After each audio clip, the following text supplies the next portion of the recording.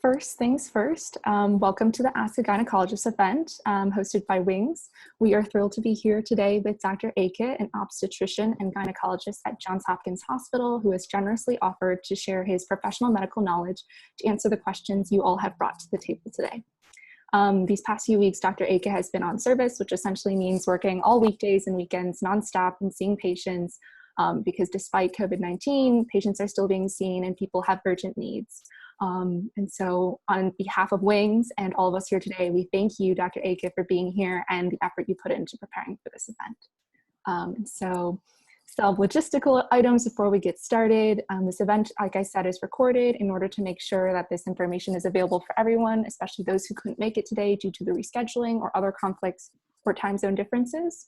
And then regarding the terminology used in this event today, members of the audience include those who identify as gender non-binary and also menstruate. And so we want to use this term menstruator to be all inclusive instead of girls and women. But of course, we will still use girls and women here and there flexibly, but hopefully there's just an understanding that we are trying to generalize and include everyone who menstruates. And it's also to be acknowledged that in clinical practice, the term female is used in a biological sense, such as the sex assigned at birth or what reproductive organ an individual has. And so for the context and purpose of this presentation, we ask you to be understanding about that terminology today. The structural event will be, we'll introduce Wings and then Dr. Eke, and then the bulk of the event will be Dr. Eke's presentation, which is composed of a short lecture on the biological fundamentals of the female reproductive system, organ systems, hormones, followed by thematic coverage of all the questions that were submitted to the Google form. And then at the end, we'll close with a Q&A. And then during the presentation, in order to ensure that things are controlled and structured as possible, we ask that you submit questions that come up as you go to either myself, Sem Hall, or Chanel, and you can just text, send direct messages in the chat box, and then we'll compile those questions and ask them at the end. And there will also be an opportunity for open dialogue at the end as well. So, yeah. And so I will hand this off to Chanel to introduce Wings. Thanks, Bridget. So Wings is a nonprofit service org based in Baltimore, and our mission is to improve menstrual health, hygiene, and equity in the city.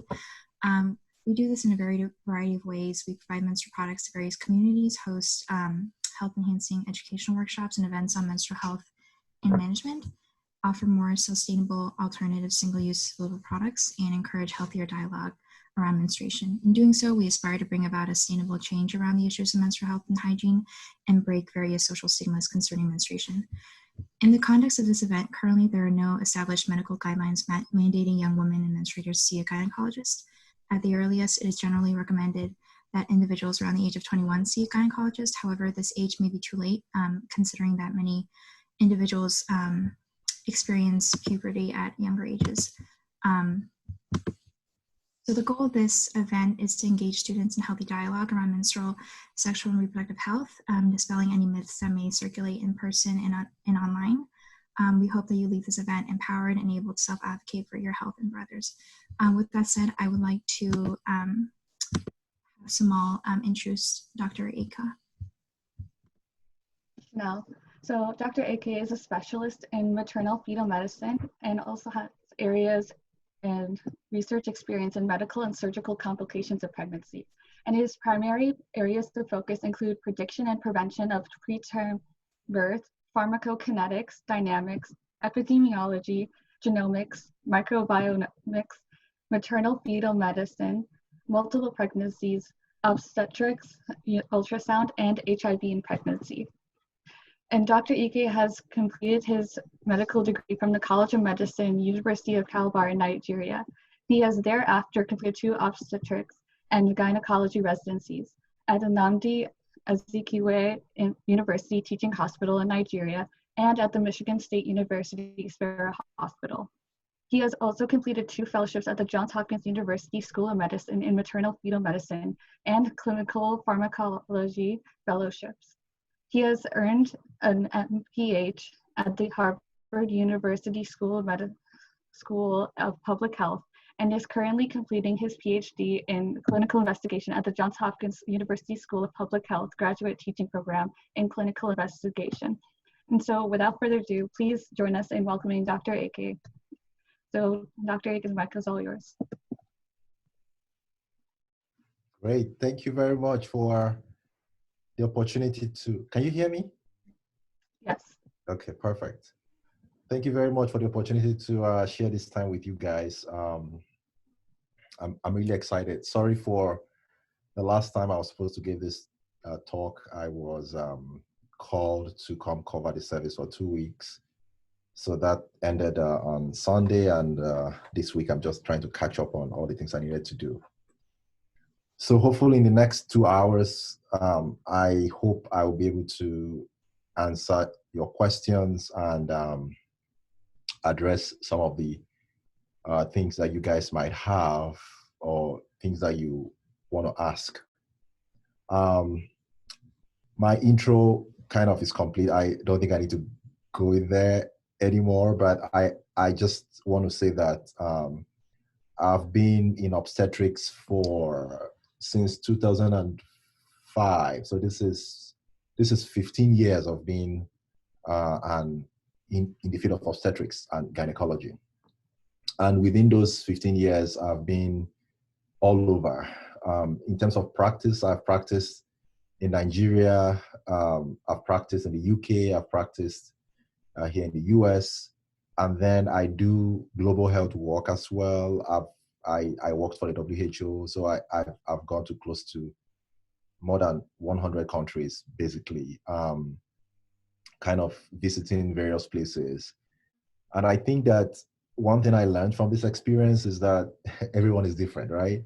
And people are different not just by, the color of their skin or their accent or how they behave, but also how they see things in general, how they see life and how they see opinions. So one thing I learned is I can never force my opinion on people. I cannot tell you right versus wrong. What I do is, if there's evidence, I throw it out there. And then one thing we all have is that ability to make choices. And if you have options of, on both ends, your ability to, you can make that choice. So what I would do first is I'm just going to go through a couple of slides to just give you guys a background of what hold on, let me see. Can you see my screen? Yep. Okay, perfect. Show you guys what, what what normal should look like. And I will try to touch as many things as I can because menstruation is a very complicated process. And the ability to understand what is normal would help you know when things are not normal. I think that's my goal, to try as much as possible to, and if there are areas I don't touch during this slide talk, I will touch it when I'm trying to answer, the questions. So basically, when pregnancy happens and the baby is growing in the womb, one of the things that happen is the baby forms 2 eggs. If that baby is destined to have an XX chromosome. Now, when it forms two ovaries, basically, that's what called. So when an XX baby should have 2 ovaries.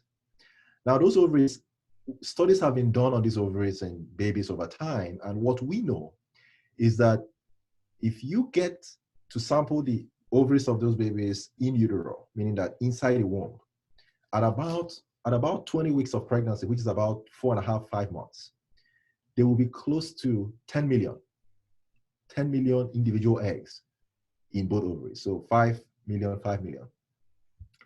Now, the level of eggs continue to decline up until the time of birth. When the child is born, the number of eggs in an average ovary ranges from 1 to 2 million. From the time of birth up till age of about 11, 12, there's a drastic decline in those 10, 11 years from about 1 million to about 400 to 500.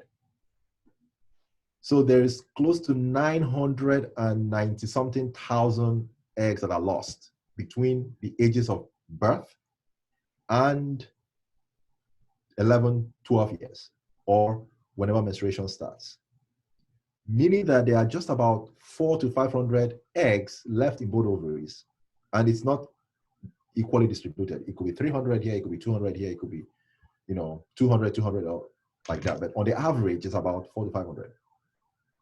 Now that continues from about from through puberty down to the, times of fertilization up until the time of about between 45 to 51 years of age, which is when menopause hits. Once menopause hits, if you sample the ovary of, that individual, it will be just about 30 to 50 eggs left. So it's interesting how it goes from about 10 million to 0 at the age of 51. And menopause happens when the number of eggs within that individual can no more keep the hormones going. And that is when we say menopause has happened. Now, the period between birth from here to puberty is very, very important, because this is when most of the changes that happen to the eggs happen if they are going to have issues later on in life.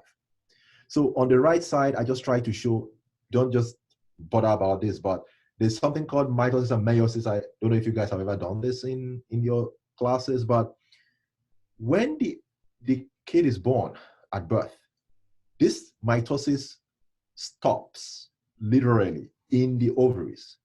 And then it resumes just before menstruation. So that dormant period for about 10 years, if that individual encounters, goes to like environments where there are toxic things like chemicals or radiation and things like that, it could trigger some things within those eggs and cause abnormal mitosis or meiosis, which could result in problems later on. Things like, you hear things like Down syndrome, Edwards syndrome.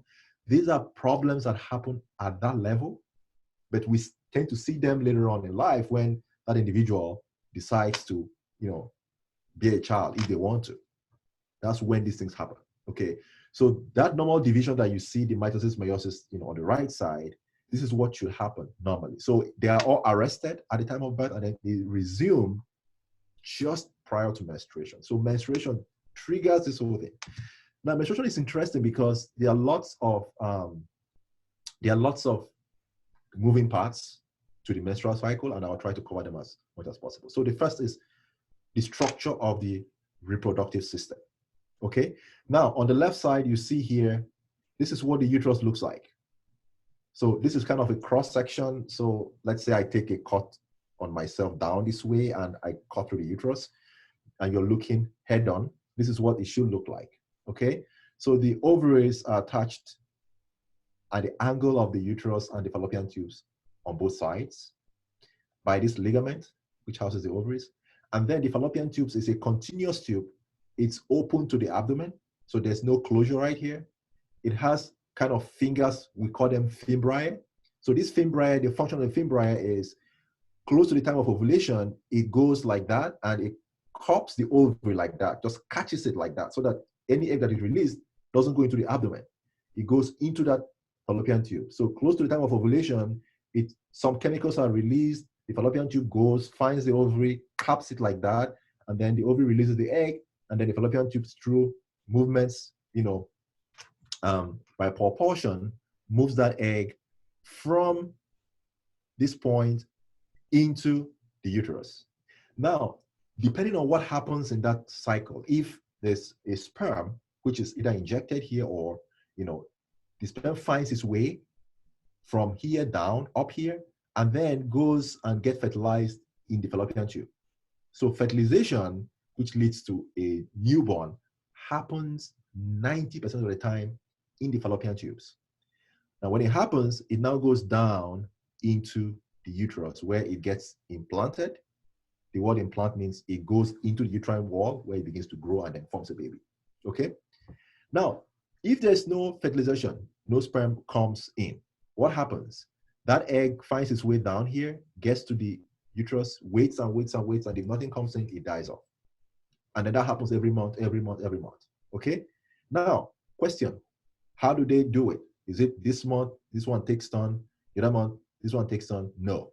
It happens randomly, depending on which one becomes right first. So you could have 5 months straight with one ovary, and then the next 2 months with this other ovary. Then, so it's just random. At the end of the day, every egg would almost be released before menopause. So there's no sequence in what goes first. What does not happen is that 2 eggs are not released at the same time. That may happen, but it's very rare. If it happens and there are 2 sperms that fertilize both eggs, then there will be twin pregnancy, which can result. But most twin pregnancies result from 2 eggs released from 1 egg. So 1 ovary, I mean. It's rare to have both ovaries releasing at the same time and they get fertilized. If there will be twins, they'll be coming out from 1 ovary, and then there will be 2 sperms fertilizing it, or 1 egg fertilized, and then it divides into 2. So that's how twins are formed. If it's 1 egg fertilized and divides into 2, that's when it becomes identical. If it's 2 eggs that are fertilized, it's not identical twin. So that's how it happens. Now on the right side, it's just this portion of the uterus. So the uterus, if you go from out to in, this is what we call the serosa, which is the lining of the uterus on the outside. So if I look into the abdomen, this is what I see first from a laparoscope, from surgery, right? That's a covering, the outer covering of the uterus, called the serosa. Then you have the myometrium, which is a muscle layer. This layer is called the myometrium. Can you see my pointer? Yeah, we can. Perfect, perfect. So this layer is called the myometrial layer, and then this layer is called the endometrium. Okay. Now they all do different things. The 2 most important layers are the myometrium and the endometrium. The myometrium is what holds the uterus in place. If there's a child in there, it's that layer that makes it stay within the uterus. That's the layer that makes it contract during labor and push the kid out, and all that. The endometrial layer is the layer that that is shared during menstruation. Okay. Now, if you take a look at that layer on the right side, the inner layer, which is the endometrium, if you look on the right side, that is kind of magnify that layer for you guys to see. So there are 3 different layers within the endometrium, 3 different strata. So we call that the strata compactum, strata spongiosum, and strata basale. You don't need to bother yourself about those big names, right? What you need to know is that out of those 3 layers of the endometrium, which is the inner layer, the first 2, the upper 2, are the ones that are shared every month. The basal layer does not get shared. That's the layer that grows into the spongiosum and the compactum every month. Okay? If anything happens that damages the basal layer, menstruation is gone. So some people engage in something called D&C. And sometimes when a D&C is done with a surgical instrument and the surgeon is not careful enough and scrapes that layer, okay, that menstruator can stop menstruating, because if you scrape the basal layer too hard or too vigorously, you could actually scrape off the basal layer and that menstruator will lose the ability to menstruate. So that is important. Now, whether you like it or not, or you believe it or not, the uterus and the endometrium is controlled by the brain. Obviously, you know that everything we do is controlled by the brain, right? So in the brain, the 2 areas that control hormones that are released that control the uterus and the endometrium is called the hypothalamus and the pituitary. I don't know if you guys have done this in your classes, but the hypothalamus is the center that feeds the pituitary. Now, there are 2 parts of the hypothalamus. There's the posterior hypothalamus and there's the anterior hypothalamus. The anterior part of the hypothalamus is the one that is involved in menstruation. So what happens? Now, the hypothalamus releases a hormone called GnRH. GnRH stands for gonadotropin releasing hormone, okay? GnRH has a positive feedback, meaning that it stimulates the anterior pituitary to release two hormones called FSH, which is the follicle stimulating hormone, and it does exactly what the name says. It stimulates the follicles in the ovary. And then the LH, which is called the luteinizing hormone. Lutein is a Latin word for jelly. So what it does is, this is the one that comes in to act after FSH has acted to make the person ready for menstruation, okay? Now, these hormones are released from the anterior pituitary. They go to the ovaries, stimulate the ovaries to produce estrogen and progesterone. It is this estrogen and progesterone that now act on the endometrium to give those changes that I'll review next, okay? So it's a sequential pattern. So and then when the period is over or close to being over, these two hormones will feed back to the pituitary and hypothalamus and say, hey guys, we are done. We're ready for the next period. And then it will stop releasing GnRH and then wait for the next period. So it's a cycle that goes on and on every month. But the thing is that this cycle can be disrupted by a lot of things. Stress can disrupt the cycle. Disease can disrupt the cycle. Surgery can, so many things can affect this normal cycle that you see that goes from the hypothalamus, pituitary, ovaries, endometrium, round and round, okay? Now, this slide is busy, but this is the most important slide that I'm going to show you guys. This is an interplay of everything that happens, well, not all, but most things that happen during menstruation. Now, I will review each section. So, the average duration for menstruation is 28 days. If you were to pick one number and say, on the average, how many days do menstruators menstruate? 28 days will be the correct answer. But we know that it varies, and I will tell you what normal is, okay? So if it's 28 days, the way the cycle is divided, there are two parts of the cycle. There's the first phase of the cycle, which is called the follicular phase, and then the last half, which is called the luteal phase. Now, if you remember the two hormones I told you about, follicular stimulating hormone and luteinizing hormone, you will know definitely where they come to do their work, right? So FSH would work in the first 14 days, LH will work in the last 14 days. FSH would help the follicles in the ovaries grow and grow and grow, getting ready to be shed, while luteinizing hormone makes them to be jelly-like, blood flow in them and all that prior to the period, okay? So let's go down to the second box right here. So day one is the day the period starts, okay? The menstrual period starts on day one, and day 28 is the day you're getting ready for the next period, okay? So let's just go through and see what happens to each hormone and what happens to the ovaries as well. So on the first day, on the average, menstrual periods should last, the actual bleeding time should last between 2 to 7 days. And I have a slide on that. I'll review that to come. So let's say this menstruator menstruates for 4 days, okay? So you see how every hormone here is close to the basal, close to the lowest level. So that's what happens during menstruation. It's shedding, right? So that the two layers, the stratum spongiosum and the other stratum are being shed at this time, right? So within that couple of days, FSH, which is in light blue light there, you see how low it is there. LH, which is in pink, is also low as well. Estrogen is low and progesterone is low.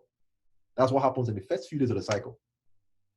Now, at about day 5, day 6, which is when most people end their menstrual periods, estrogen begins to rise.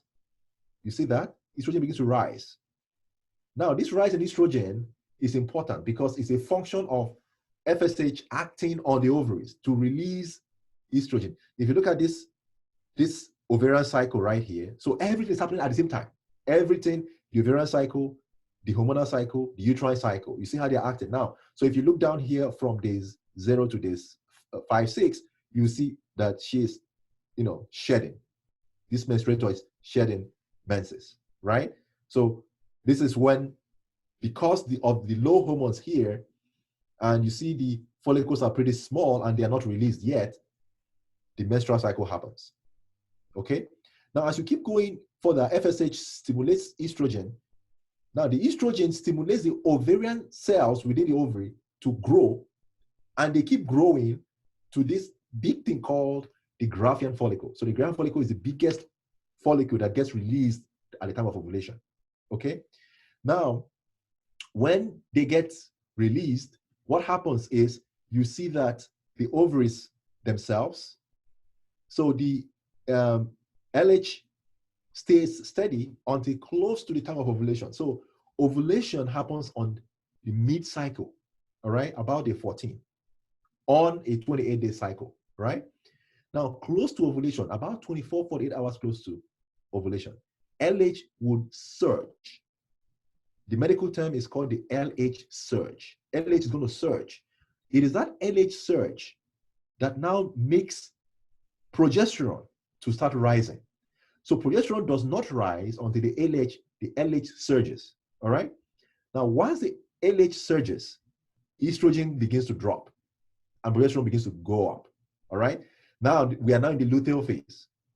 This is when the endometrium right here begins to build up. You see here, between this 8 and the 14 is kind of empty. There's nothing there because it's, estrogen is still working and progesterone hasn't kicked in yet. Once progesterone kicks in, you see it begins to form glands, and the glands keep getting bigger until close to the time of menstruation, when it now gets to the maximum size and then gets shed. Okay? So the progesterone that is released at the second half of the cycle is what actually causes, this growth of this endometrium. Okay? A couple more things. By checking your body temperature, you can actually tell when you are in what phase. Normally, if you don't have fever or you don't have any infection or anything like that, the body temperature basally should be between 97.6 to 98.6 in this first half of menstruation.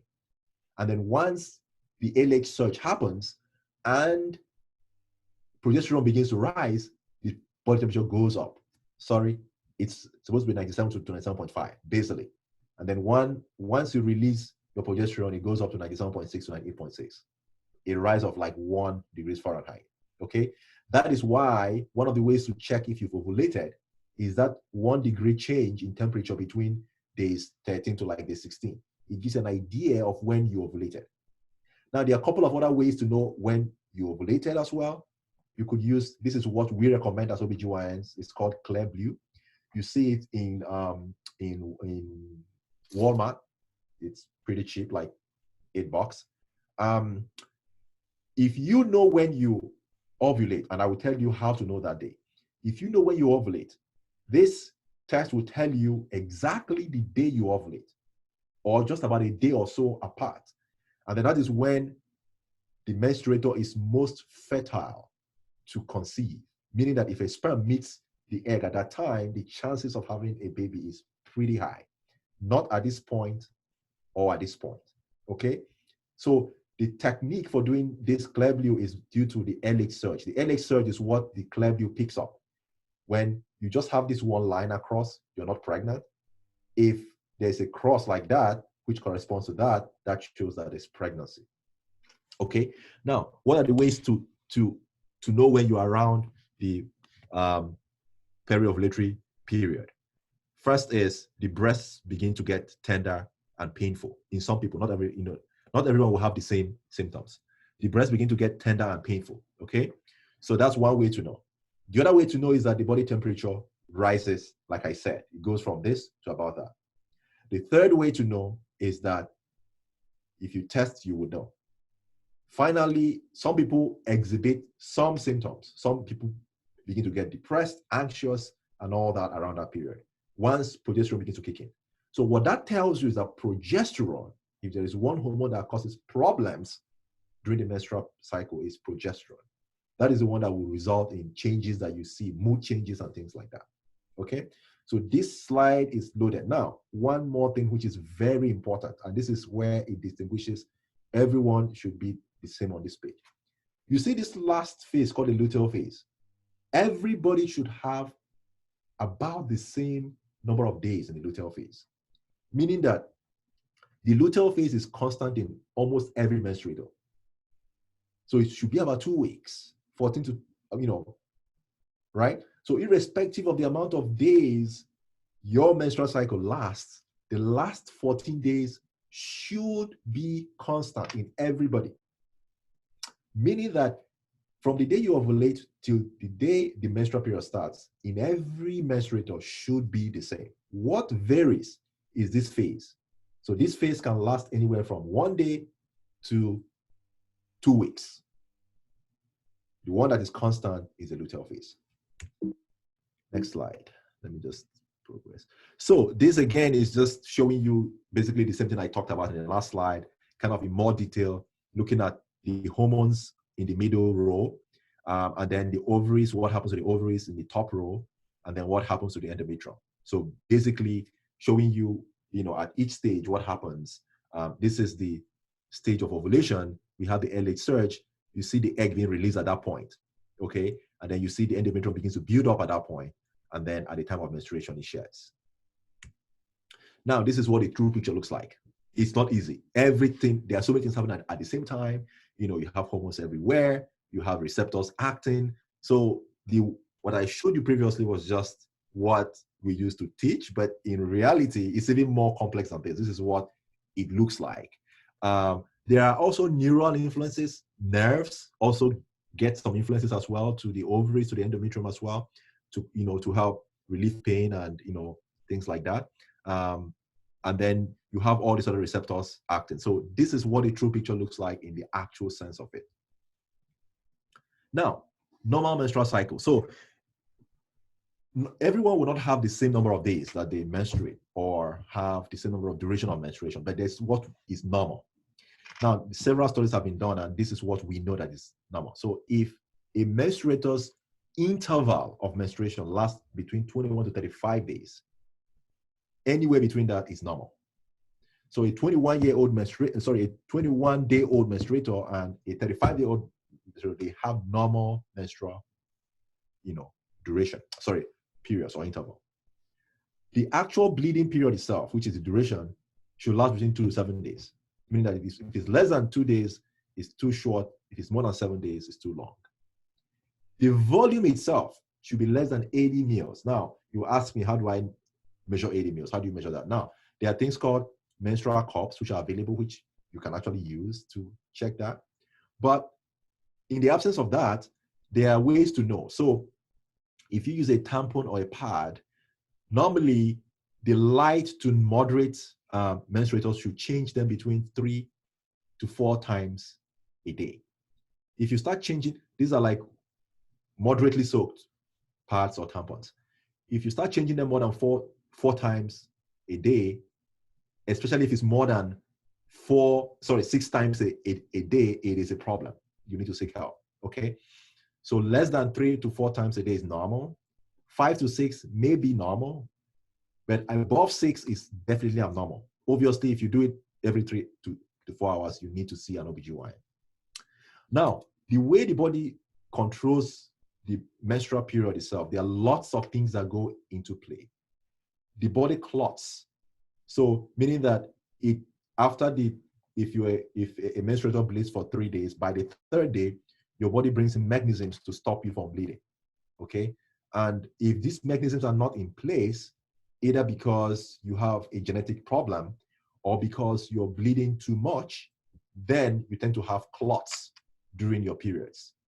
And the way we treat that is we bring you in and ask you questions and do some tests to figure out is it because you're bleeding too much, or because your body is overwhelmed, or because you have something in your clotting system that is not making you, control your bleeding. And some of those diseases I listed there.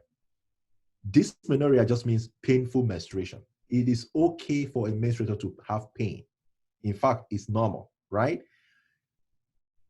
The normal kind of pain, though, should come with the periods, meaning that it should happen just at the time you're beginning to have your period and should go away just about the time you're about to end your period, or even before you end your period. If the pain comes on before the period, either a day or 2 or 3 days before, or even more, or comes after the period, or lasts before, through the period, and after the period, it is not normal. Something is wrong. You need to seek help. Now, this is what the normal menstrual cycle looks like. I had talked about this in the previous slide. Okay, so duration this is on the average. On the average is 4 to 6 days. Normally it's 2 to 7, and then above 80, and then less than 24 or 105. Now, these are medical names we use to describe what the menstrual cycle looks like or what it's called. Don't bother yourselves what these medical terms are. Just know that each thing that happens, they have a name. For example, if a menstruator has a combination of bleeding lasting for more than 7 days, heavy menstrual bleeding, as well as more than 35 days, we call that metromenorrhagia. If the menstruator has bleeding that lasts for less than 2 days, we call that oligo. Oligo means small, menorrhagia. So there are names for each of these things. Now, it's also important to note that in the early phases of menstruation, as well as the later phases of menstruation, things change. A menstruator who used to have normal periods that come by the clock every month, when you get to like 40, 45, things may begin to change. Your periods may begin to last longer in terms of the duration, not the bleeding itself, in terms of how long you wait before you see your period. It may last for up to, if you used to have it every 21 days, it may now be every 25 days, and then we extend to every 26 days, and then every 35 days until you stop having the period. So it's not unusual to have those variations towards the end of the menstrual, towards the extremes of the menstrual ages, but we see that most commonly in the people who are perimenopausal compared to those who are early adolescents. Now, some factors can affect menstrual cycles for sure. Weight changes, whether, weights that are in the less than, most times less than 20 BMI. So BMI is the way we measure weight. BMIs that are less than 20 can have changes in weight, can have influence on the menstrual cycle. And BMIs that are higher than 30 can also have effects as well. Stress, obviously, can affect the menstrual cycle for sure. Medications, diseases, name them. So the menstrual cycle is so delicate that just by thinking about your quiz or your homework or something, or someone just talked to you, rudely, and you are annoyed, can actually affect your periods. So a lot of things can happen, but it should not affect it for a prolonged period of time. It should just affect maybe 1 or 2 or more, and then it should come back to normal. If it becomes persistent, then it's not normal. Now, vaginal discharge. So vaginal discharge is something that every menstruator should have, right? Now, the thing is knowing which one is normal and which one is not normal. So normal, healthy discharge should be clear. That means if you make a smell of that period and look at it, you should be able to see through that discharge. You should not have odor or just very slight odor. It should leave some kind of tinge on your underwear. And most times it will increase around the time of ovulation and also during sex. It should not itch. So these are all, anything outside of this is abnormal. Leukorrhea, though, is a situation where even though you have normal discharge, the flow of the discharge becomes so much. So you have a lot of flow, but it meets the criteria of being clear. It doesn't have odor. It leaves some yellowish tinge. It doesn't itch. So it meets criteria numbers 1, 2, 3, and 5. The only thing is that you get a lot of them, right? It could be normal. It could be that you have a lot of estrogen in you, right? Or you have your glands that produce these secretions they are kind of hypertrophied, meaning that their function or their activity is kind of revved up, or you're pregnant. So those are like some of the few things that could cause that. Now, if you're one of the people who have this, then you should definitely talk to an OBGYN to figure out which one it is and then try to help you as well, because there are things we can do to help. Normal vaginal flora. So every menstruator has tons of bacteria, tons. And these bacteria are actually protective. Now, the one that is most protective that you should know is called lactobacillus. So 9 out of 10 bacteria within the menstruator's vaginal area is lactobacillus. Lacto, as you can see, has to do with milk, right? So if you get the word lacto, it has to do with milk. So what this bacteria does is it breaks down protein and other things to keep the vaginal area acidic. Now, if you look on the lower left of my slide, you will see what the pH of the vagina should look like. The pH of the vagina should be between 3.8 and 4.5. That is acid, right? Nature made it that way so that it protects you from pathogens, from organisms, right? So anything that makes this pH goes away from this range towards the alkaline range will predispose the menstruator to infection. Example, douching. Douching will cause the pH to go from this range to about this range, and that will lead to infection. Pregnancy will cause the pH to move from here to here, will lead to infection. So on the right side, I just put some things that can affect the pH from acidic to neutral and will lead to infection. So menopause and perimenopause. So perimenopause is just, peri means around, right? So menopause typically in the US happens between the ages of 50 and 51. Perimenopause is the time around that menstrual period, which is usually from the age of 45 through 50. Now, several things happen around that period. The level of hormones begin to drop, kind of very steeply. The level of eggs that are lost also is a lot. And then it leads to, sometimes can lead to some mood changes and some hot flushes and things like that. Now, there are 3 kinds of menopause that could happen. It could be surgical. So let's say the menstruator has issues with her ovaries. And then the ovaries are taken up, okay, by surgery, right? So when surgery happens and both ovaries are taken out, there will be abrupt menopause, okay? Or it could just be physiologic, meaning that it happens over time and then it gets to 51 and then it happens. Or it could be premature. Some people have what we call autoimmune disease, where your own body attacks your own body cells. And that can happen as well, which could attack the 400 eggs that you have and could just knock you off into menopause. So there are various ways that this can happen. I will leave this once for the question sessions, and then I can answer them as well. So before I move on to answering the questions, does anyone have any questions to ask me based on what I presented first before I start going on to answer the questions? Yes. If you have a cycle that's continuously longer than 35 days,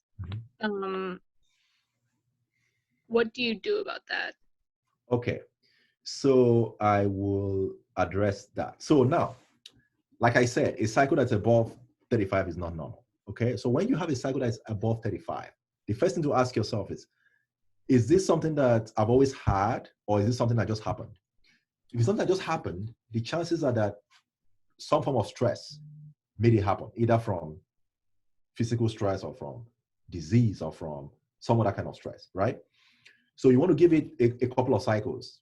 Give it like 2, 3, 4 cycles and see if it's going to go back to normal. Normally, we say if it doesn't go back to normal by 6 cycles, something is wrong, okay? This is for somebody who had previous normal cycles and then now becomes abnormal, right? So if you go 6 cycles and it's still the same way, then that's when you should come see us. When you see us, then we go through, the history and try to figure out, is there, some physiological component that is causing this? Is this due to disease? We'll, check your blood, do an examine your, the ovaries, examine the uterus, draw some blood to look at some blood markers and things like that. And usually at the end of the day, we'll be able to tell you why the periods changed.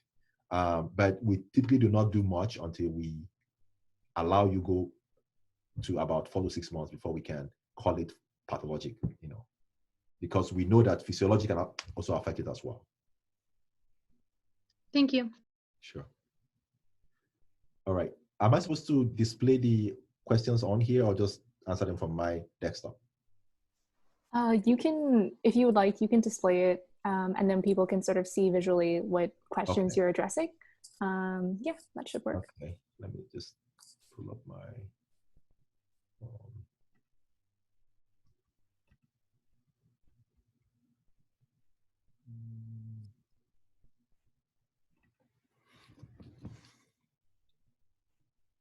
Oh, I think it's the same document that we have. We also sent it in the chat, if that's useful. Oh, okay, great. Let me go to the chat. Perfect. All right.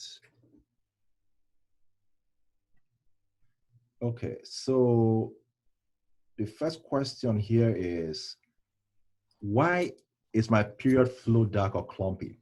So like I kind of mentioned in the slide about the normal menstrual periods, the body has a way of preventing you from having, from bleeding excessively, right? Now, whenever the period is dark or clumpy, what that means is that the flow has been the flow has overwhelmed the body's system of controlling bleeding. And that could happen because this menstruator's period is above 80 mils, which, without any disease, or there's some underlying disease that is causing that period to the clump or the dark flow to happen. Right now, there's no way to know if this is due to heavy periods with normal, or if it's due to a disease process. The commonest disease process that we see that causes this is what is called von Willebrand's disease, and I listed it in my slide. Von Willebrand's is a situation whereby young menstruators, they lack the ability to clot. And when that happens, they tend to bleed a ton. Now, the good news is that there are treatments which, we can give for dark or clumpy periods. So whoever it is should kind of seek help. You could message me directly, and I would link you up to what to do, to have this controlled. Next question: why can cramps cause you to throw up or pass out? So again, one of the slides I showed that was very busy showed you that so many things go into the menstrual period. One of them is nerves, right? So if you look at the uterus during surgery, it has a lot of nerves, right? So during the menstrual cycle or the periods, those nerves also feed into the process. And if for some reason they get irritated, either by blood flow, remember that when periods happen, the blood can actually, it doesn't all just go outside. Some of them would go through the fallopian tubes into the abdomen. I didn't say that, but that happens. But your body has a way of clearing that away. One of the theories behind something called endometriosis, one of the theories behind it is that menstruators who cannot clear the blood that goes into the abdomen develop endometriosis, right? So if those blood that are there irritates the nerve, it could cause you to pass out. Now, if this continues to happen, definitely is something that we should know about, because it may just be that there's something else that is causing the irritation and causing you to pass out. So basically, if this is something that happens once in a while, it's normal. If something that happens continually, then it may be that there's something, either fibroids or endometriosis or something, which irritates that nerve and makes it cause this menstruation to pass out. What is a normal amount, occurrence, and color of discharge? How can you decrease it? So I answered that question already. How can you decrease it? So basically, I don't think you can decrease it if it's leukorrhea by yourself. You need to come see us, and we can either use some kind of minor surgery to, if it's due to gland hyperplasia, if the glands are kind of hypertrophied, there are things we can do to reduce the flow. If it's due to some other, medical cause, then we can actually treat it. So if this is something that happens continually, then we will need to see you as well. What should discharge look like before, during, and after using birth control? So before using birth control, I already described. During using birth control, it doesn't change much. The only thing that happens is that the quantity should decrease. So if a menstruator has a lot of discharge with birth control, that is not normal. It should decrease, especially around the periovulatory period. And then after using birth control, again, it should go back to what I previously described, what the normal discharge should look like and how it should be. Any questions so far? Okay. What are some causes of yeast-like discharge and natural remedies for it? So, a normal menstruator should not have yeast infection.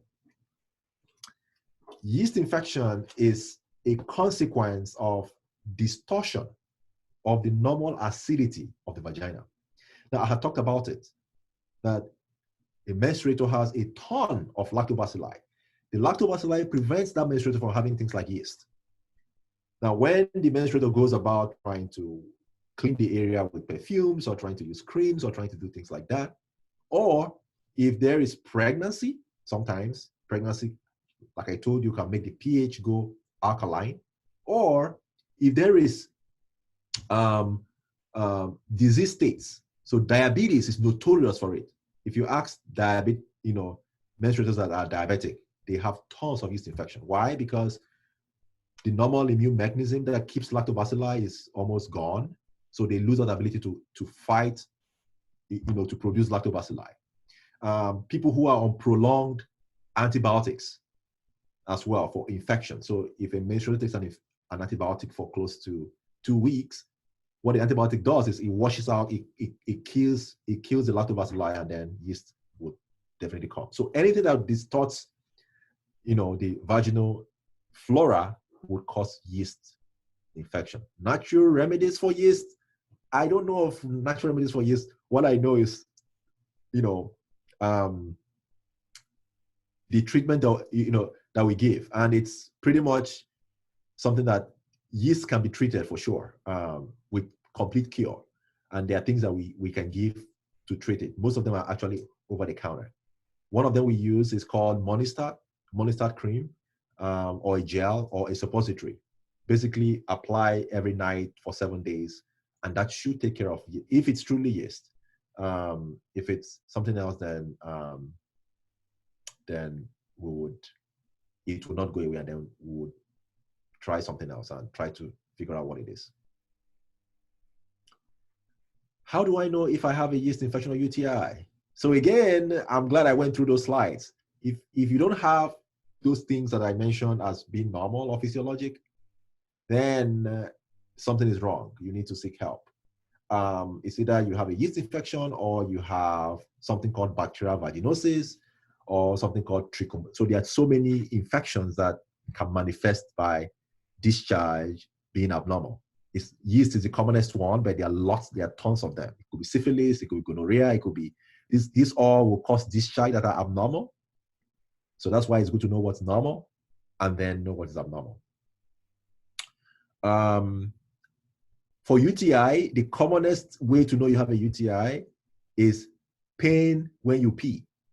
Sometimes that pain will be at the tip of the urethra, just at the outside. Sometimes it will be when you are full and you're about to pee, you want to rush to the bathroom. You really want to rush. If you don't rush, you just pee on yourself. Those are signs of UTI. So those are the two common signs. What we call urgency, meaning that you have to rush to go pee, or what we call frequency, which means that you pee a lot because the bladder cannot contain the infection. So you just pee a lot. So peeing a lot versus rushing to the bathroom to pee because it wants to come out are two signs of a UTI. There are other signs, but those are the two commonest signs. Why are my periods super irregular? I get mine every 5 to 6 months and sometimes even longer. Will this affect my fertility in the future, and is there something wrong with my hormones? So one thing I can tell this menstruator is that if you're between the ages of, let's say, 12 and probably 14, 15, I would not worry too much about this. because like I showed you in that slide, sometimes in the early phases of menstruation and towards the end, things may change a little bit. But if you're, from 15, 16 and above, this is not normal. And you are someone I would definitely want to see to figure out why this is happening. It could be a lot of reasons why it's happening. It's probably, maybe your hormones are low, or, there are other things going on that we need to figure out to try to help you to make them more regular. And there are things we can do to also help you to make your periods more regular. So in essence, if you're not in the age range I talked about, if you're above 15, then I let me know and I can help figure out how to have you seen. I've been having pelvic pain for a long time now and inflammation of my fallopian tubes and ovaries. I haven't been able to get an ultrasound due to the pandemic and have been taking too much ibuprofen recently. Do you have any recommendations for reducing this pain or what the pain might be caused by? So sorry about, the pelvic pain. I hope if the pelvic pain is not due to periods, like I talked about, it's not normal to have pain before your periods and after your periods. It's not normal. So any pain that happens in the pelvic area before or after periods is not normal. So the things that some of us have done in the past, what we know for sure is that sugary things can make pain worse, pelvic pain.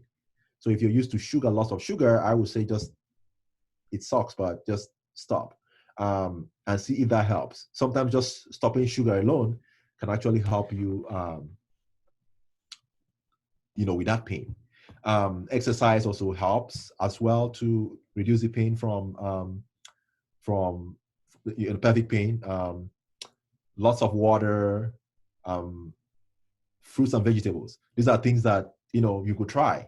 And if they don't help you in about a month or two, then that means that it's something that we need to see you for. Because pelvic pain that is not relieved by these things I talked about could be what we call endometriosis. That's the most notorious cause for pelvic pain that lasts for too long and makes you want to just not feel okay.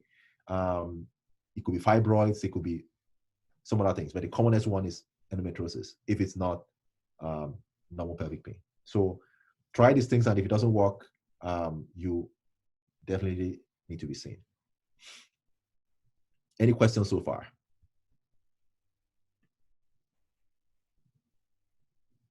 Okay, next one.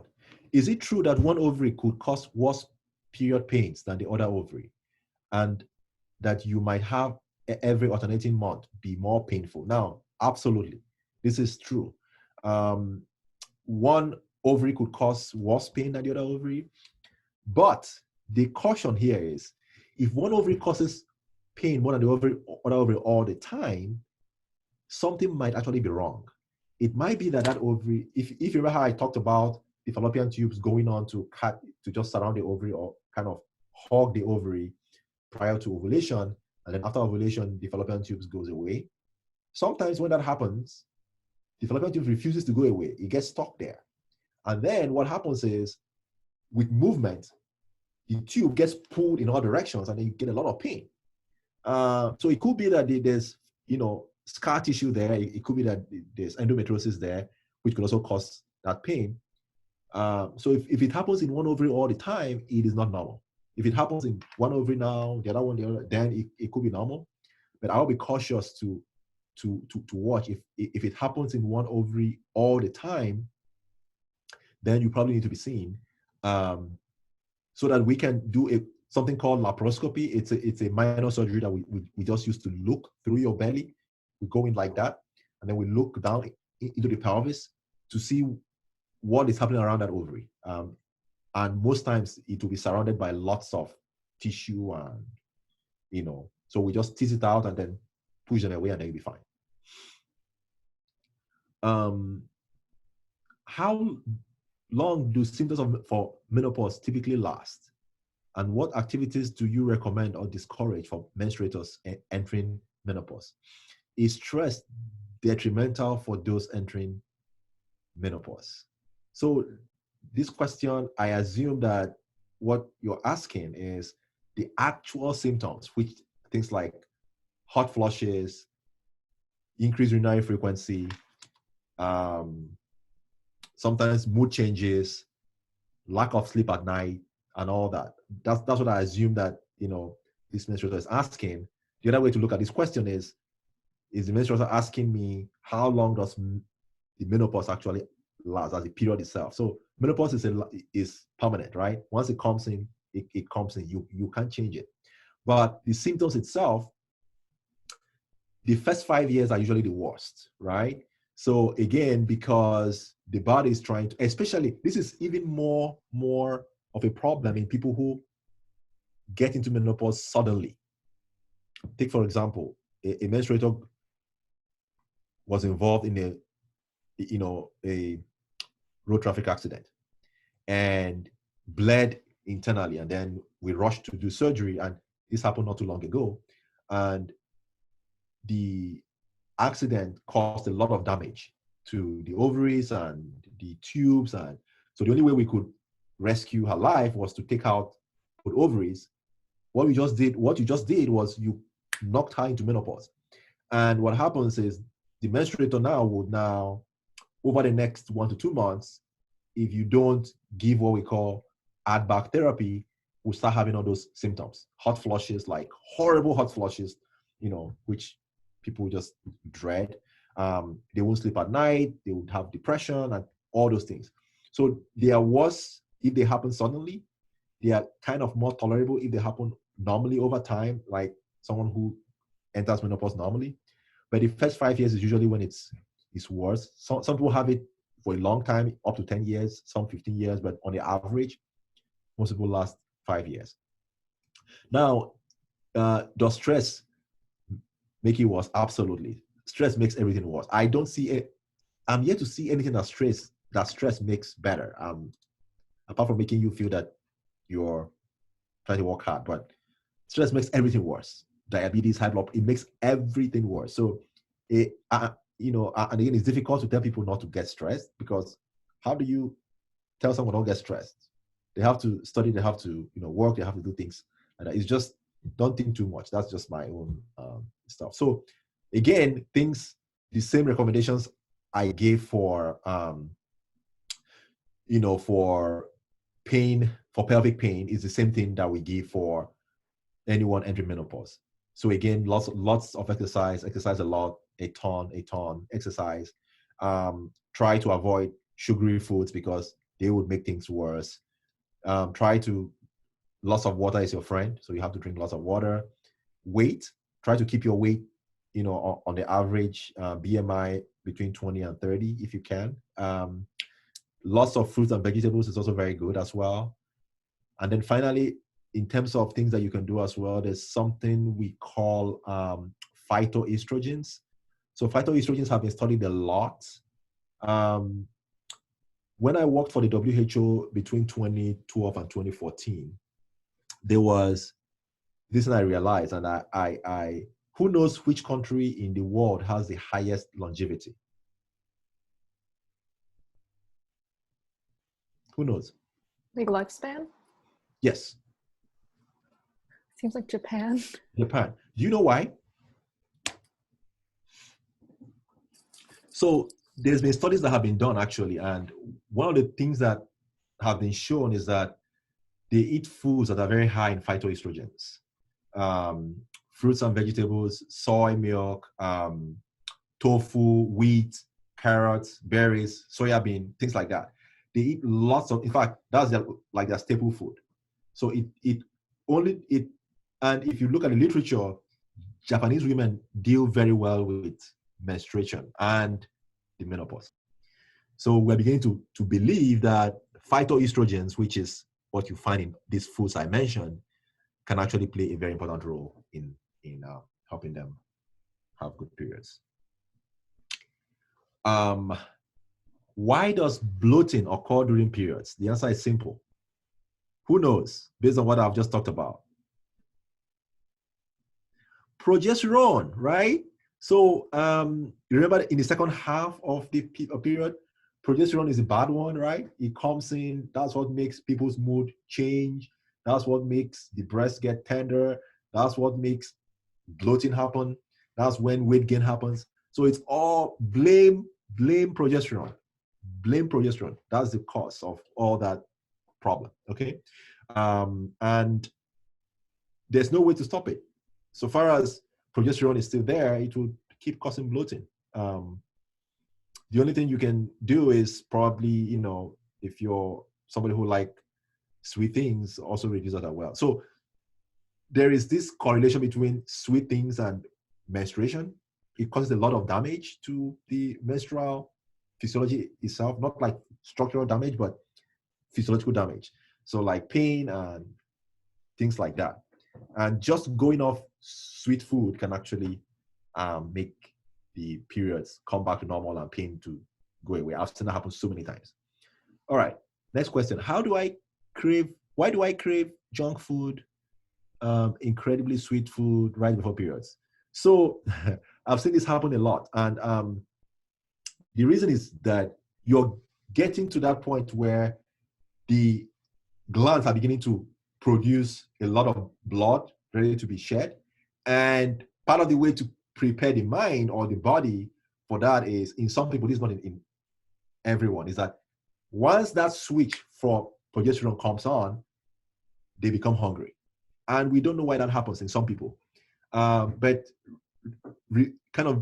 this is the urge. If you can hold the urge of eating those sweet foods, it will actually reduce the mood swings. So the next part of the question is, what causes period mood swings and how can I prevent them or control them better?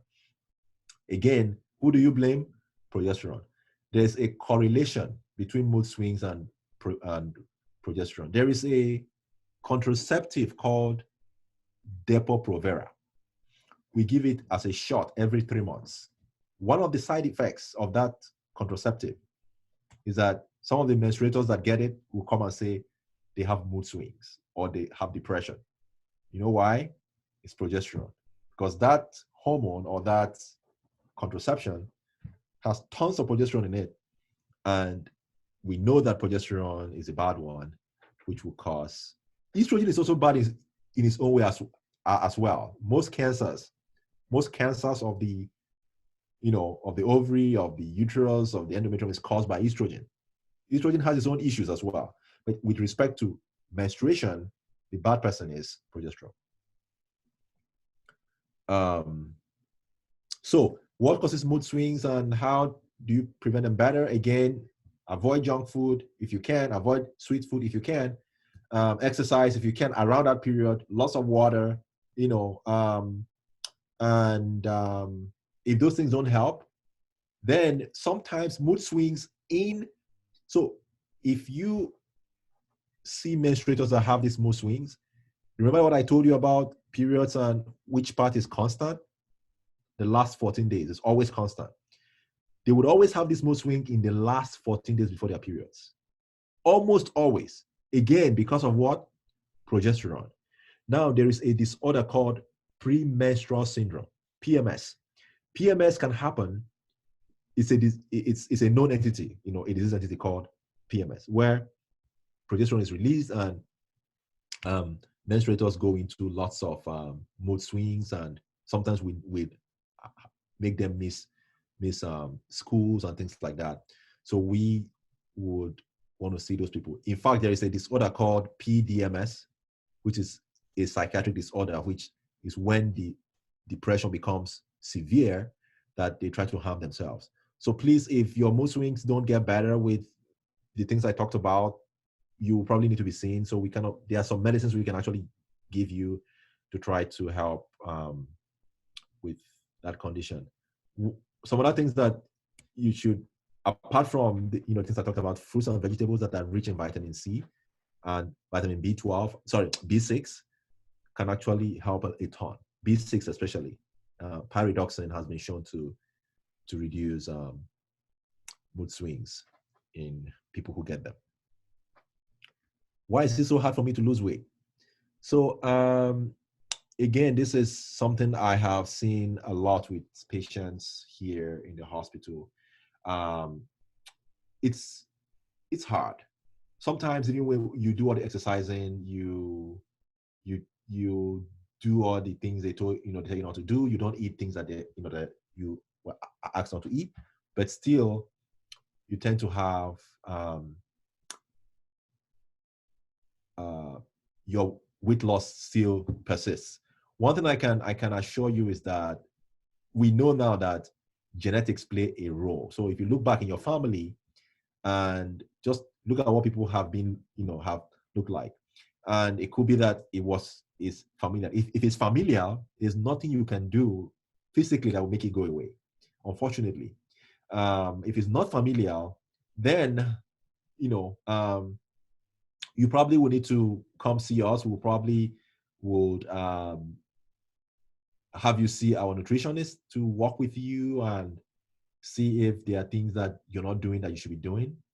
On the extreme, sometimes when weight gain becomes so severe and you've tried everything you can do and it doesn't go away, one thing that will make it go away for sure is surgery. So there are various surgical options we can do. We can reduce the stomach size.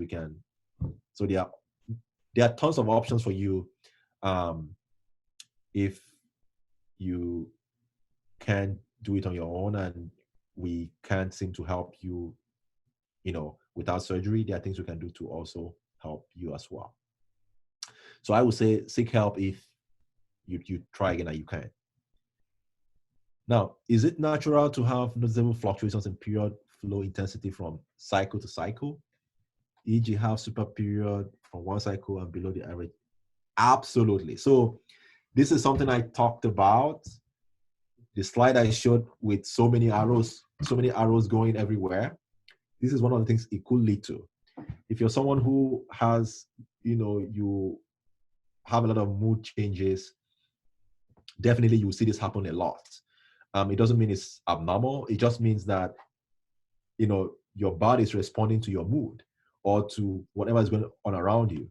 Or if you gain some weight, it will respond. The menstrual cycle is very sensitive to weight gain, to food, it's just something that is really sensitive to many things.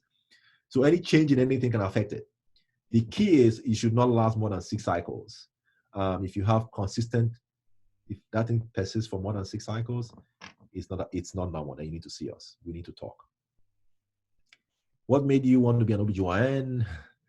How did you become interested in going into the GYN field? So this is, it's a bittersweet story, and I'll tell you. So basically, I knew I was going to do medicine right from the age of 8. My dad used to work for the WHO at the time, and he took me to Geneva back in the day when malaria was kind of ravaging the world. So they were trying to look for a cure for malaria. And one of the Lasker Award winners, who is also a Nobel Prize winner, her name is Yu Tu. She's from China. She won the Lasker Award as well as the Nobel for malaria treatment, something called artemisinin. I heard her speak at Geneva way back in the 80s when I was young and went for that meeting with my dad. And that was like my first, because one thing that malaria does, it affects pregnant women and children. It has affinity for those 2 groups of people. So I kept asking my dad, why is it that this thing affects pregnant women and children? As if that wasn't enough, one of my relatives got diagnosed with malaria and she actually passed away from malaria. Now, the reason being that malaria itself, at the time, the only thing that was used to treat it was chloroquine. So chloroquine, she had lots of reaction to it, and her physicians were not comfortable treating her because of those reactions that she had, and there was no other thing to use. Just after that thing happened, I was probably around my 10th, it was, after my 10th birthday or so. my parents took me to the village where we usually spend time. And he and my mom kind of left for a meeting that was going to last the whole day. Now, my aunt, who is my mom's younger sister at the time, was living with us. And they left me and her in the house. She was pregnant at the time. And before she left, before my parents left, she was having, contractions, but it wasn't really too strong. So they told her just rest, drink water and all that, and you'll be fine. And when my parents left, remember that, back in the day and in the village, there is no telephone, there's no light, there is hardly water around. The closest hospital was like 60 miles away. I didn't have a car, I didn't have a bike. So if anything happened to me or to us there, no one would come help you. And because it's a rural setting, people go to the farm in the morning. So even if you shout all you want, no one will come help you. And that's exactly what happened. She started bleeding. And a 10-year-old being present when someone is bleeding, there's nothing you can do, right? So I watched my aunt bleed to death. And that was this scar that left me thinking for several years. And that scar till today, anything I write, personal statement wise or anything I write, I always start with that story. Because that is what drove me to medicine. That's what drove me to OBGYN for sure. And like you heard, I did an OBGYN in Nigeria. I went to the UK and practiced there as an OBGYN, and I came here and I had to redo it again. And if for some reason COVID destroys the world and we come again in the second world, I will do OBGYN for sure. It is something that's very dear to my heart because I lost people because of that. And because of the chloroquine issue, I think that's probably why I went to pharmacology, because now I'm trying to figure out why pregnant women would always want to be excluded from having medication when they're pregnant. I hope that helps how I became interested. Sad story about what are some natural ways to alleviate period cramps and PMS. So I had talked about PMS previously and I mentioned those remedies. Let me repeat them. So lots of exercise, lots of water, maintain your weight between 20 to 30 BMI, lots of fruits and vegetables, lots of, if you can get vitamin B6, try to take them like daily as well. They help. And then foods that are rich in phytoestrogens would also help you as well. That's the natural remedies that are there to help. Now, if they don't help you, then we need to see you to figure out, to just make sure that this is not due to some other cause. How can I make my periods more regular? Do this as I told you. If they don't, most times when you do these things, I told you, most times you go back to more regular periods. But if you don't, then you probably need to be seen and we can help you. What are some general ideas about natural ways to deal with perimenopause? I have answered this already. So basically the same thing I just talked about. All right. How often should I visit a gynecologist if I am not sexually active versus if I am? So this is something that is very important. So what we advocate is the moment you start having your period, you should have your first OBGYN visit. So at the age of 11, 12, right? Now, this is important because you want to make sure that you're having the right, the periods are coming regularly. You want to make sure that you're not bleeding too much. You want to make sure that the discharge is normal. You want to make sure that, so all those issues, you want to make sure that normal is normal, right? And even if they are abnormal, at least the OBGYN would have seen you initially and can use that as like a baseline so that if they see you again in a year or in 6 months, they can say, okay, between when I saw her, the menstruator last and now things have changed or things have not changed. So that way they can have like a reference to make. So the sooner menstruation starts, you should see an OBGYN. Now, Also, before you become sexually active, especially if you have a male sexual partner, it's advised to see a gynecologist because you don't want to get pregnant, except if you want to, but I assume that you don't want it. Now, the reason being that you need contraception to prevent pregnancy. But as you know, contraception is not just for pregnancy prevention. There are also other benefits as well, which you can get from contraception. So the short answer to this is after your first period, and then just before you want to start becoming sexually active. So you talk through things that you should expect and things that are not normal. And definitely, if you're sexually active, you should be seeing your OBGYN every year to do like the routine testing. So we test routinely for HIV, hepatitis C, hepatitis B, chlamydia, gonorrhea, and things like that. Because sometimes menstruators get these things and they don't know and pass it from one person to the other, and it just becomes a problem. When do you think is the best time to introduce menstrual education? Great question. So I have 3 daughters, and my first is she will turn 9 in about 5 days, and my twins are 7. Now, me being the OBGYN, in me, I'm like, I want to start talking to them about menstrual education, and my wife says no, that she doesn't think that it's important, and we've gone back and forth with this. But we've come to and we had to even talk to a third party who is an OBGYN, and the person we talked to was of the opinion that she believes that we should introduce this pretty early.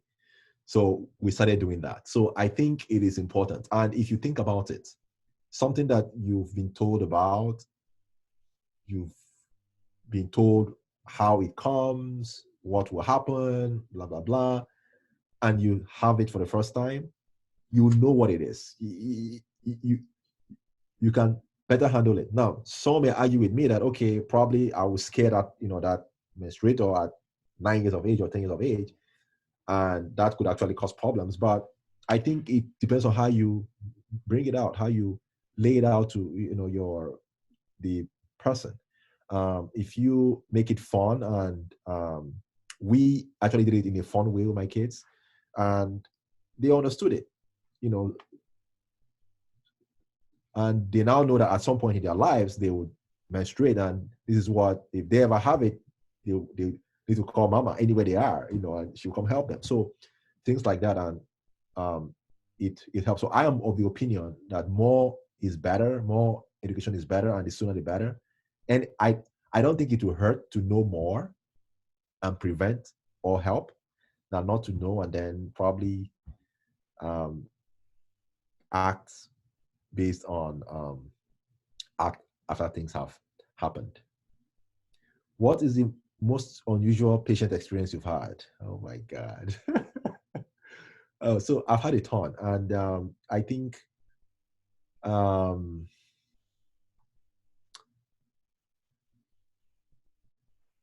so the most unusual experience I've had is I came into a patient's room. So this happened a couple of years ago, not at Hopkins. And this patient was laboring. At the time, I didn't know that this particular patient had this thing she expected about who should be the OBGYN. I kind of found this out later, and I'll tell you the short story. So I walked into the room, and immediately this patient saw me, was like, get out, get out, get out. And I'm like, okay, I'm leaving. And I'm supposed to be like the OBGYN taking care of, the patient. And the first thing I get when I come onto the shift was, get out, get out. So I walk out, and the nurse comes to me and said, oh, I'm sorry that that happened. That I don't know how. I said, well, there are 3 of us on tonight. Somebody else should, take care of the labor, and if I'm needed, I will come. So things just happened, and I left, and labor progressed, and when it got to time to have the baby, I walked. So the baby came and got stuck. So when babies get stuck during labor, it's a big problem. And everybody needs to come, even if you're not liked. So they called me, "Hey, Dr. Eke, where are you? Hey. So I kind of rushed in, and I have the experience for sure. So I went in, and immediately I tried to deliver the baby. She gave me a slap that was like, I saw stars like this for minutes. And she said, "Get out, get out, get out." So I'm like, okay. And they talked to the patient, and was like, "Your kid is going to die if you don't let him do what he's supposed to do." So after a few minutes, she said, "Okay, come do it." So I went and then brought the kid out. And I walked out. I was like devastated. I was like, "This is terrible. Why should I be treated like this?" People try to talk me into, it's racial and all that, which I don't like to believe. But at the end of the day, that patient became one of my best friends. Not just friend with respect to, obviously I took care of, the OBGYN needs, but family friends. My wife knows her, my, kids, and the kids. So all the other pregnancies, the other two that she had, I was the one that took care of the babies. And one of the things that keep happening every single time is apology. Anytime you see me, "I'm so sorry about what happened." I'm like, "Come on, you've apologized a million times." So I think you see these things happen, but one thing I get every single time is that I can control myself even when people shout at me or get angry. Or I think it's one attitude that has helped me in life. If you react too suddenly, you may spoil things. Take a deep breath and just walk away. That will help, and then you can fix things later on. But if you act suddenly, you can spoil things forever, and that may just not be good. Next question: what are Kegels? Should I use a jade egg? So this is a very important question. Kegels exercises are things that we recommend for two groups of women or two groups of menstruators. Now, the first group are people who just had children, right? So the reason being that when there's a vaginal delivery, the pelvic floor becomes very lax. So if you can just imagine having a baby from the pelvic floor, the muscles stretch out a lot. So when the kid comes out, if you don't consciously exercise your muscles, the pelvic floor become lax. And that is what happens for people who, have sex with men. Your boyfriend may complain about the vagina being lax, or if you have over time, that may actually lead to what we call prolapse. Prolapse is when the uterus and the cervix comes out of the vaginal orifice because the floor is weak, or it could lead to urinary incontinence because the pelvic floor muscles are not strong enough to hold the neck of the urethra tight. So there's a lot of benefit in doing Kegel. So the first group are people who just have birth. The second group are some people have very lax muscles. So there's a group of diseases called connective tissue disorders, like Ehlers-Danlos syndrome, osteogenesis imperfecta. These are a group of Marfan syndrome. This group of individuals, by nature, by genetics, tissues are lax. It's not strong. So in order to keep yourself healthy and strong in your pelvic area, you need to do that. So what Kegels is either the use of conscious effort, so trying to, as if you're trying to pee, just hold your muscles tight like that for a couple of minutes, so many times a day. Or you could use this thing called a jade egg, or just something you insert into the vaginal area, which will give you like a grip to kind of hold on for minutes and then release, and then do again a couple of times a day. So all you're trying to do is the same way you try to build muscles when you kind of lift weight, that's all you're trying to do in that area to try to make those muscles strong. So whether you're doing Kegels by itself or using a jade egg, all you're trying to do is you're trying to increase the strength of the muscles of the perineum of the pelvis.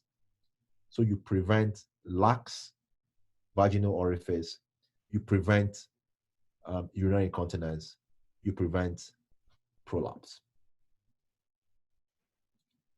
What screening or test should I take as a college student? So I will divide this into two. For someone who is sexually active, and sexually active means even if it's oral sex or anything, you need to take gonorrhea, chlamydia, hepatitis B, hepatitis C, and then HIV.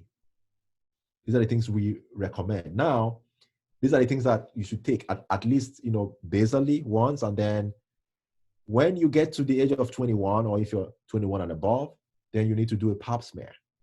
And a Pap Smear you do every 5 years. Sorry, every 3 years, not every 5 years, every 3 years. If it's normal, it's done every 3 years. If it's abnormal, then we repeat it from time to time. But it's done every 3 years. So those are the tests you need to take. If you're not sexually active, then probably you don't need to take any of these tests except you start having symptoms. So again, you see that sexual activity is what will cause most of the things I listed, previously. All the 5 things I listed will be gotten through sex. So that's why I kind of group them into sexual and non-sexual. How long until male birth control will be commercially available, and how does it work? So we actually have male birth control.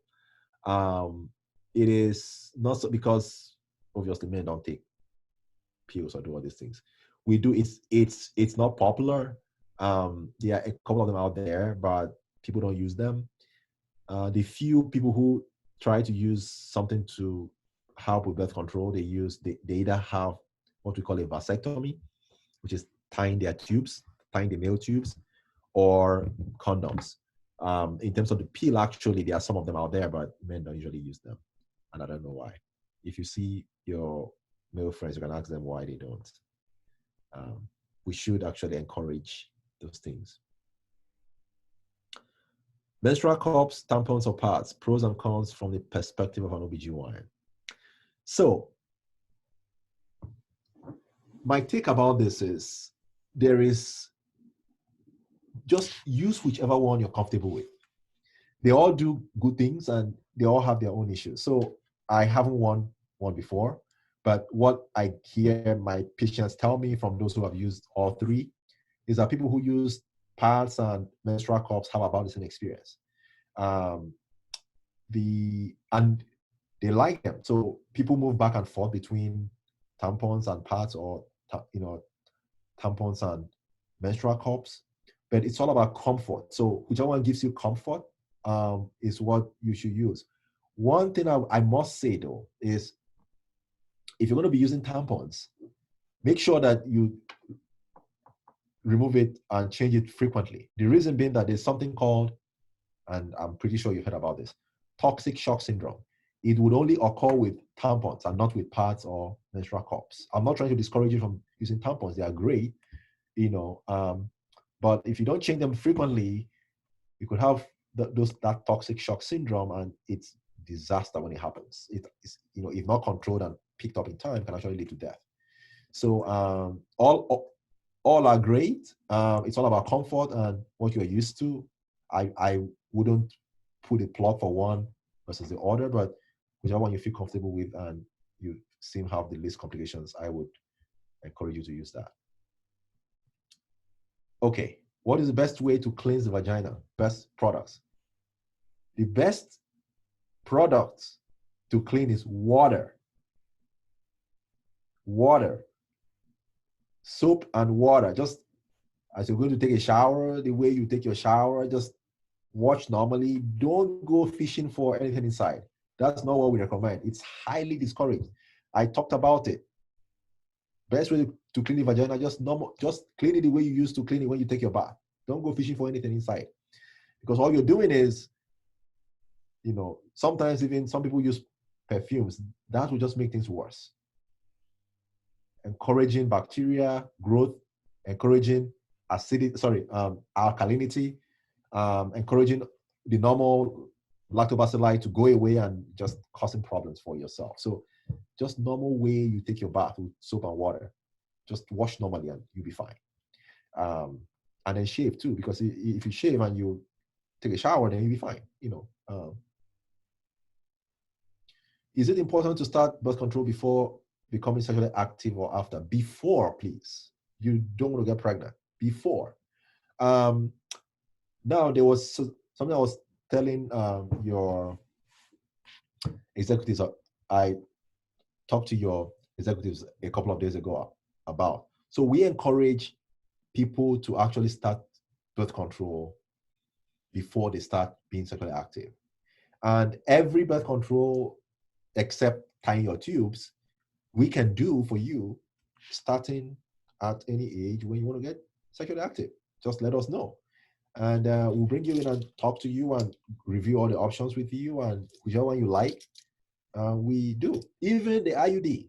The IUD we place in people who have not been active, and they do very well. I have a ton of patients who are on IUDs who haven't had sexual intercourse, and they like it. In fact, one of the advantages of having an IUD is that if you're a menstruator that bleeds a lot, it actually reduces the bleeding a ton. You know, I know people who had heavy bleeds that they had the IUDs and they don't even menstruate at all anymore, and they love it. You know, so it's all we recommend you to start it before, not after. However, if you've had sexual intercourse with a male partner, and if you're a female and you've had it with a male and you are scared of being pregnant, there are things that can be done. They are called emergency contraception, which you could use to try to reduce the risk of being pregnant if you take them within 1 week of that exposure or that encounter. You could still stop pregnancy. Is it okay to suppress my period with contraceptive pills, and are they lasting effects? What forms of birth control have the least amount of associated symptoms? So it's absolutely okay to suppress your periods with pills. Now, there are a couple of them out there. Some of them would have you still have your periods every month. Some would have you have periods every 3 months. Some would have you every 4 months. But they all are great things to do. The pros of the pills are more than the cons of the pills. Pills are great because they can actually help you reduce the risk of premenstrual syndrome, of cancers of the ovary, of the uterus, of the vagina. They can help with increasing your blood count. So there are lots of things that pills can do for you that will last for a lifetime, that not having them would not do for you. But just as they can also do good things for you, there are also things that are kind of disadvantages. So for example, for someone who has a family history of blood clots, we don't encourage you to do a pill, because pills, like I told you previously, estrogen is also bad in its own way. It can cause blood clots. So if your family, you have either your dad or your mom or your sibling or someone in your family has a blood clot, you're not someone who should be doing a pill. You should do some other thing. Now, I have a bias for IUDs. I don't know why, but I just have that bias for it. Works great. So you're asking me what form has the least amount of symptoms. Is the IUD, if you ask me. Some people just don't like having something in their uterus. It's choice. If you want something that will help reduce all these things I talked about and also help you avoid unintentional pregnancy, because the thing with pills is that you need to take them every day, and sometimes even if you miss a dose, just one dose can actually cause pregnancy. So the IUDs, they stay in there, they don't have any problems, and you just end up, it's great. Is it possible to get birth control with insurance? that your parents won't find out? Yes. So there's a program that we have here at Hopkins, and I think most places have it, for the uninsured and for people who can't get these things. If it's something you're interested in, let me know and I'll plug you in to see them, and they can give you whichever one you want. Most of them will be the IUD that you get, and that helps you for 5 years for sure. How often should I get an STD test? I've talked about this. Are there any reliable at-home STI kits you recommend? So the answer is no. If you think you have an STI, please come see us. This is not something that you should be testing at home, because one thing we know for sure is that if you have one STI, you might have a second STI. People who have one STI will have more than one. So we want to, some of them we test with a blood test, some we test with urine test, some we test with swab from the vagina, from vaginal orifice. So it's always good to come to see the us before we can tell you that you don't have an infection. So please do not test. I don't know of any home kits, and even if I know, I wouldn't say, because I want anyone who has or thinks they have an STD to come see a physician. STDs can be dangerous. They can cause the tubes to get scarred and cause the fallopian tubes to get blocked and cause a lot of problems. And so it's something that you shouldn't joke with. How do I do a breast self-exam? Great. So breast self-exam is something that every one of you should be doing. And the way to do it is you basically it's done once a month. If you want to do twice a month, if you have OCD and you want to do it twice a month, it's okay. But the minimum we recommend is once a month. Like I told you, because the effect of menstruation can affect the breast and its tenderness, we don't usually advise you to do it around the time of peri-ovulatory period. We advise you to do it in the luteal phase, so before you have your periods. Now, the first thing to do is you want to look at the breasts, just looking at them, and you cannot see them by yourself, so you need to stay in front of a mirror. So when you go in front of a mirror, what you do is you put your hands by your side. So you want to look first just to see, look at the mirror and see. Now, it is normal to have one breast being bigger than the other one. That is pretty much normal. If one is bigger, in fact, one should actually be bigger than the other. They shouldn't both be equal. But you shouldn't go back and forth between one and the other. So if one is bigger, that one should always be the one that is bigger. That's how nature has created it. Now, what you do is so the first thing is you look by your hands by your side, make sure that there's symmetry. Then you put your hands by your hip and put pressure on it. So what you're doing by doing that is you're trying to tense the muscles of your chest. And what that does is, if there's cancer on the muscle itself, it will make the breast tilt to one side. So you will see it become disfigured or become abnormal when you do that. So when you put tension on your hip and you look at your breast on the screen, it should also look symmetrical. The third step is you now lift your hands up and then again look at them. If there is something dragging it from cancer or anything like that, it will become abnormal at that point. So you see it. So if you do that, do this and do that, and it's normal, then you've passed the first test, which is inspection. So you're looking. You don't want to see any places that are red. You don't want to see any lumps. You are looking for ulcers, discharge, things like that. Okay? The next thing is palpation. So there are various ways to palpate. So palpation is just touching, right? There are various ways you can do that. The key is make sure you touch everywhere. Okay? What I teach my patients, you start at the lower inner quadrant of each breast. So the left breast will be touched with the right hand. So you go there, and if you want to do it, depending on, and it all depends on the size of your breast. If it's big, then you have to support with one hand. If it's not, then you just use one hand and just palpate. So you palpate like that. Go from that lower end on one side. When you're done with that, you go to the other side, go to the top side, right side, and then you come around again and go round and around and around and around, and then end on the nipple. And then you want to check out as well. You shouldn't feel a lump. If you feel a lump, then you need to talk to us. It's not normal, okay? Then you do that for the next breast, okay? And then you always end with your axilla, which is your armpit.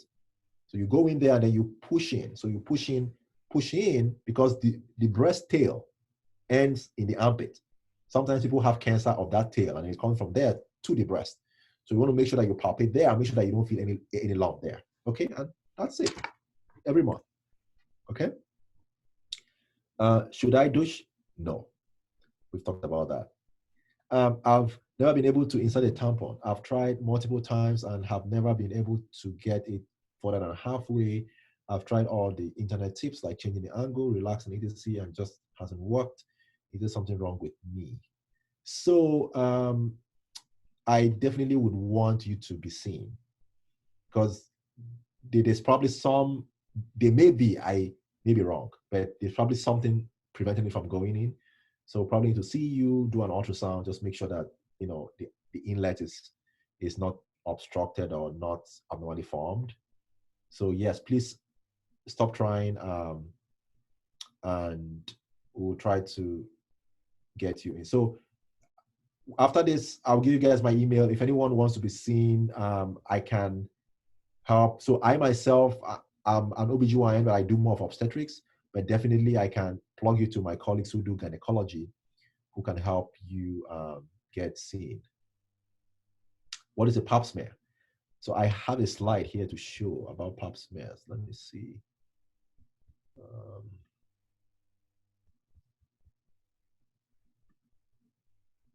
Right. So the Pap smear is something that we recommend for every sexually active person. Now, if you're not sexually active, you don't need a Pap smear. This is been shown by studies. What it means is that if you've never been sexually active, you don't need a Pap smear. But if you have been, even if it's once, and even if it's oral sex, you need a Pap smear, please. Now, the way the Pap smear is done, so if you look at this is the uterus. I talked about it before. The Pap smear looks at this part of the uterus called the cervix, okay? And this is what it normal should look like. This is a cervix that probably has cancer. So what we do is when you come to the office, we place you on the bed lying flat like that, and then your legs on stirrups like this, okay? And then with this thing called the speculum, we put it into the vaginal orifice so that way we can see the cervix. So this, what you see here,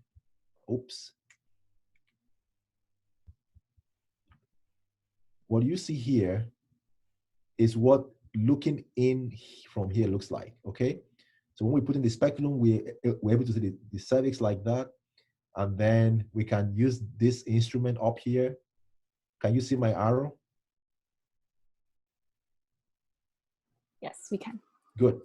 So you use this instrument up here to get specimen from the cervix.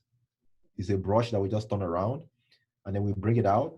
And then we use this other instrument down here on the down right to get tissue from the inner part of the cervix. We scrape it, and then we send both this one and this one to the lab. It takes about 1 week. It comes out, and it tells us if the cells around this cervix have evidence of cancer or not. Usually, it takes about 8 to 10 years from when somebody's exposed to. The reason why we say if you've never had sex before, you shouldn't be doing Pap smears is because cancer of the cervix is caused by a virus. The only way you can get a virus is by sex. And that virus is called HPV, human papillomavirus, okay? So what the scraping we're doing is to look for that virus, the changes it causes on the cervix. And it takes about 8 to 10 years from when it starts to cause that change to when it leads to cancer. So normally we start doing this at 21. So if you're less than 21, you're not due for a Pap smear. But once you get your 21st birthday, you should get your first Pap smear done if you have ever been sexually active.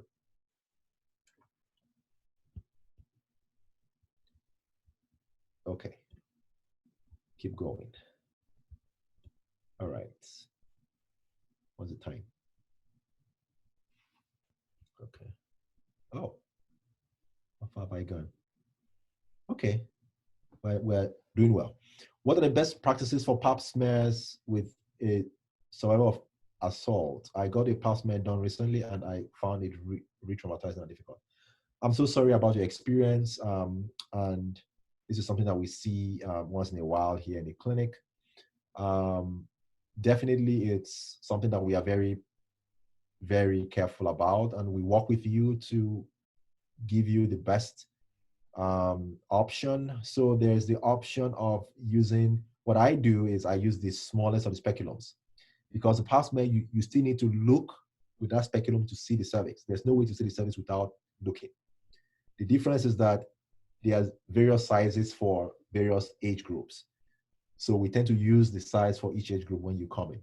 But for someone like you, we'll probably use a pediatric size, a very small size. And then just to and then we kind of walk with you through, you hold our hands, we talk with you and just make sure that we pass this in a way and give you, a good experience. So yes, there are things we can do. We use small speculums. We go in very, very slowly. We talk through the whole procedure with you, and then we make sure that that you have a good experience. Why do I have pimples on my vagina?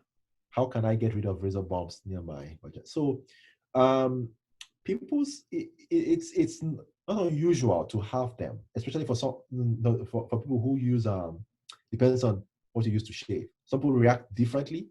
I'm assuming this is from razor bumps, but if it's not from razor bumps and you just get them just spontaneously like that, it's something that we should see you for, because having pimples like that without triggering it in the vaginal area should not be normal. So whoever it is, if it's something that happens by itself without using any form of shaving, then please, you need to be seen. We need to, because there are some other things that could cause what looks like pimple. There's something called hidradenitis suppurativa. It's a long name. You could check it if you want. Hidradenitis suppurativa. It looks like pimples, but it's not pimples.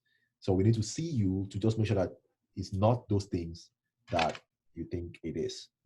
Is it okay to wax near my vagina? Well, I am someone who I've had people who have had great experiences. I've had those who have not. I'm just indifferent about it. If you feel okay with it, it's fine with me. Just be careful not to distort the flora in your vaginal area, because that is the greatest weapon you have to prevent from infection. If you do them and you clear the flora there, then it will predispose you to having a loss of infection, and you don't want that. So I'm indifferent. It's not harmful, and it's not something that gives you physiological benefit. It gives you personal benefit that you feel good about it and how it looks. But in terms of helping you physiologically, it does not. So I'm indifferent about that. Why don't I orgasm during sex? So I can actually give a whole talk on this, on sex and all that. There are lots and lots and lots of reasons why people might not orgasm during sex, a ton. And it's difficult to tell just by asking, but you probably need to talk to us. We'll go through the whole list and find out. The causes could just be from your mood to a disease. So it's a spectrum. If your mood is not right, obviously you will not, have an orgasm. If you have what we call vaginismus, you will not have it. If you have any infection inside, endometriosis, fibroids, infection, just name it. There are so many reasons why. Diabetes can also, make you not. So there are several reasons. So I would have you talk to one of us to figure that out. Now, the good news is that sometimes we check and we don't see any reason why you should not have it.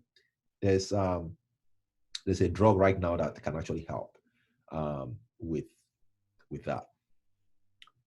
Why does sex hurt sometimes? So it's kind of tied to the previous question. Sex is a very complicated process that lots of things need to work together. I've had people in my 15-year career who will enjoy sex irrespective of where they are. All they need to do is just, touch them, and that's it. I've had those that no matter what you do, even if you use creams and all that, they hurt. One thing that is very constant with most people is that you will let's kind of, we have like 3 minutes more, but I would finish all these questions before we go, okay? We have about 6 left. So one thing that I know is that if you take time to prep yourself, there's foreplay and all that, it helps. Sometimes that doesn't help. But if that doesn't help, then what you need to do is we probably need to see you to help, see if there are things that we can do to help. There are things that we can also do to help you as well. Why is my libido so low? So low libido usually has to do with hormones. And the good news is that there are hormones that can help you. So again, this is someone that we probably need to see as well, okay? So low libido has to do with hormones. And it's the level of hormones in you determines the amount of libido you have. The hormone that causes most libido is testosterone. So people with loss of testosterone tend to have a very high libido. Those with low tend to have low libido. So things that we use to actually increase libido is testosterone, but there are other things as well. What does it mean if my vagina is itchy? It's not normal. You need to come get treated. It's not normal for the vagina to itch. So we need to see you. Why do I shed so much? So now there are a couple of reasons why this could be. Again, this is something that we will probably need to see you for, to evaluate you and see, check your blood. Thyroid disease is notorious for this. Sometimes it could be genetic to shed a lot, but thyroid hormones is also something else that we need to check. So there are a couple of things that we need to check that if we check and they are normal, then we'll probably know that this is probably something that is genetic, and then we can also address that as well. So it's not normal to shed so much, so you probably need to be seen. Why is my period late when I travel to another country? This is totally normal, okay? Don't freak out about it. I told you that so many things affect the menstrual cycle. Traveling, being on the flight that high can affect it. The key is, so far as if it's late 1 month, the next month it comes back, you're fine. Don't go chasing after something else. It is normal to have periods change. It could be normal to have periods change when you travel from one country to the other.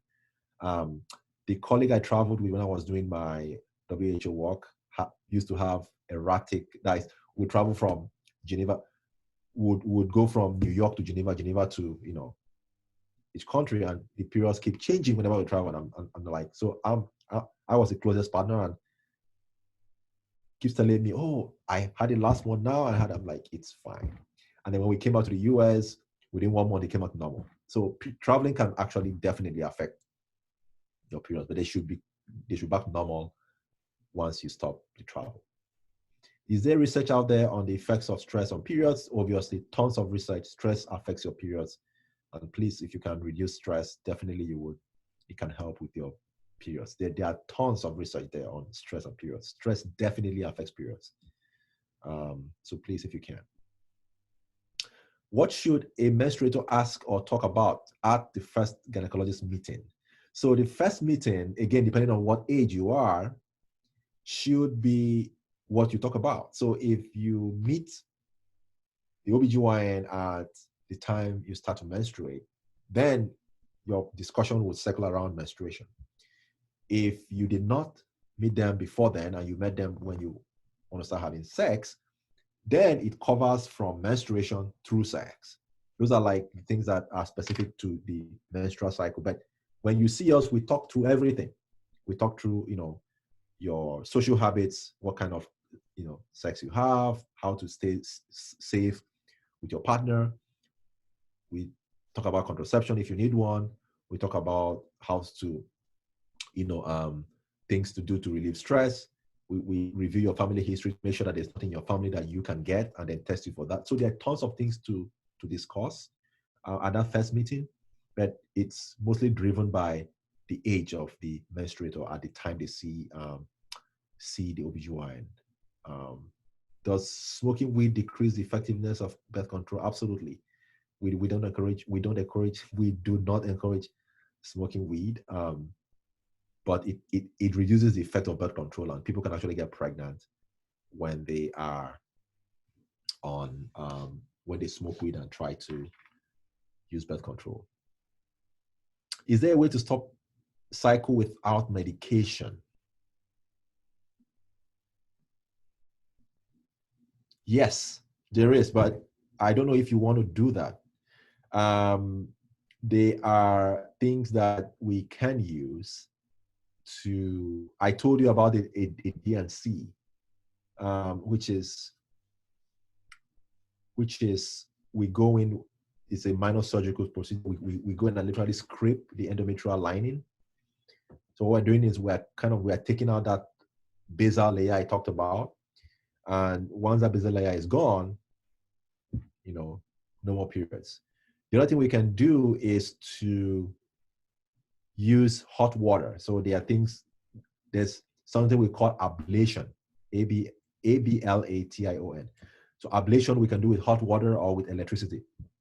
We go in there and we burn the endometrium. So it burns the whole layer and you stop menstruating. The problem is that things that we can do without medication are permanent. So if you want to do it, except you want to have a permanent cessation of menses, then absolutely that's the way to go. All right, last question, which is, this is more of an ethics question, so I totally understand if Dr. Eke doesn't feel comfortable discussing it.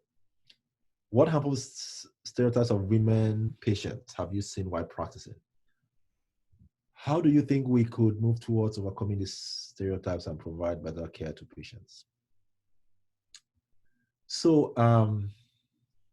this is something I deeply care about, just because I know that stereotypes play a role in how we see people, how we judge people, and just how we categorize people. And I think because of how far I've come in life and my experience in life, I've tried not to generalize stereotypes, to people. If I have someone and I have a bad experience with someone, I try not to say because, this person is wealthy, therefore you're treating me like crap, or because you're white, you're treating me like crap, or because you're, something and then I'm not, I believe everyone should be treated equally, and I abide by that rule. And even though, yes, I've had some experiences, but one thing I kind of believe is that I try not to generalize stereotypes, because one assumes that the stereotype is assuming that one stereotype is true for each individual of a particular group is very, very dangerous. It can lead to very quick decisions on care for patients. And we are in a very peculiar spot where we deal with people who are very, we are kind of in a place where if we take that in, if we allow it influence us and take decisions based off of that, then we can actually be prejudiced, and that can be dangerous. So I literally just close my eyes off it and just try to treat everyone equally. And I think that has helped me really, really well. Okay. All right. You guys, are there new questions? Okay, let's go through them. Can you speak about weird vaginal smells? So the vaginal odor, like I said, the vaginal discharge should not smell. If it does, it should probably have some, I don't know what that odor is, but some of my colleagues will tell me, yeah, sometimes it has like some just very mild. But when it begins to have when you notice that your vaginal discharge has smell when it usually does not, then it's a problem. The commonest smell that we see smells like fish. That is due to something we call bacterial vaginosis. Very common. The reason why that happens, again, is because whoever that is happening to distorted the lactobacillus, okay? Either from douching or from doing stuff, cleared away that bacteria, and then they come down with bacterial vaginosis. So if you have that, we probably need to see you and treat you, okay? But that's the commonest one I see people talk about, fishy odor or fishy smell. And most times it's due to vaginal bacterial vaginosis. There are other smells, but I don't know which characteristics they have. Once it smells, we notice it and then we treat, but it should not smell. Is it normal to bleed on only one side of a tampon? That only one side has blood. Yes, it's absolutely normal to do that. Don't get scared that you're bleeding from one side. It all depends on which side of the, if you look at the diagram of the uterus, if the blood is trickling from one side, if the endometrium sheds from one side, then you get it from that side. If it sheds centrally, then you get it centrally. So don't feel scared if it's coming out. So far as you don't have, it's not heavy, you don't have foul-smelling discharge, you don't have any other problems. If that's the only problem, I would not worry about it. What causes the feeling of water retention, bloating? So it's progesterone. Progesterone. This would only happen to you before you have your period. The last 2 weeks before your period, that's when you have this happen. Progesterone. Unfortunately, there's nothing we can do about it. Okay? It causes people to bloat. Some people have it, some people don't. It will almost never happen to you when you start having the periods, and then the next couple of days, it happens once you ovulate and progesterone goes up. Progesterone is what causes you to have water retention, okay? And that is why that bloating happens. PMS, has it been exaggerated in the media? What is normal with PMS? So I don't think it has been exaggerated. So we have a lot of studies that have shown that progesterone can affect mood and can affect, other things. And even in those studies, we see that if people stop doing things that they were told that they were doing and they stop doing them, they will go back to normal. So I think it is more of, we are actually beginning to make the diagnosis more, and not necessarily because it's been hyped. But yeah, so I think there is nothing normal with it. It is because progesterone is increasing in the patient. That's why that is happening, and because they react differently to progesterone. Some people have it and they don't have PMS, but if PMS is there and it's causing you to have issues with mood and with temper and with sleep and with things like that, then it's not normal.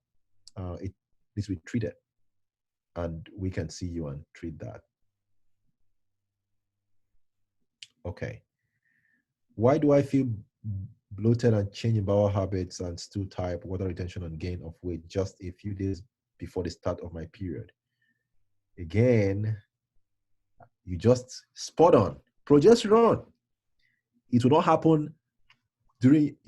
happen during your period or before you ovulate. It happens before your period. Progesterone. Go blame that guy, that lady. Go blame progesterone, okay? That's the reason why.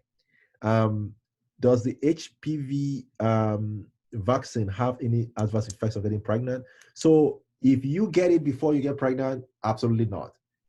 If you get it during pregnancy, yes. We do not give it during pregnancy. So there are two kinds of vaccines. There's things called live vaccines and killed vaccines. HPV is a live vaccine, okay? So we do not give live vaccines in pregnancy because they could cause teratogenesis. They could cause the babies to be defective. So if you want to get HPV vaccine, get it, but stay at least 6 months before you try to get pregnant.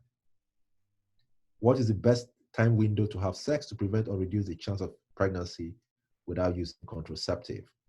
Good. So this is a good question. Now, let me go back to that, and it's a good way to end.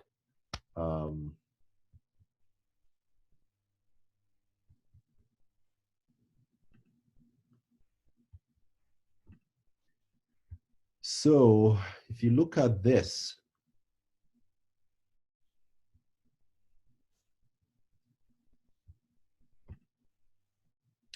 now we spent a lot of time in this slide. So basically, you see this period, LH surge. This is when you should not be having unprotected sex, okay? Here, right? Now, this is cheap. Buy this, $8, okay, check. Once you check and this is positive, please, for the next 3 days, just avoid it. Avoid unprotected sex. Because what happens is, once this becomes positive, this becomes positive around this phase. So when this LH begins to rise, this becomes positive. It goes through day 1, day 2, day 3.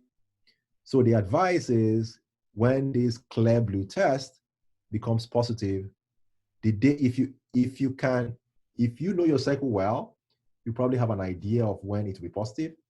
So avoid sex the day before that day, the next two or 3 days.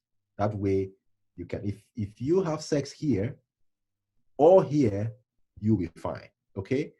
Now, some people can use their temperature to also do it as well. If you can detect when it rises by 1 or 2 degrees, or if you can tell exactly when you start having those changes in the breast.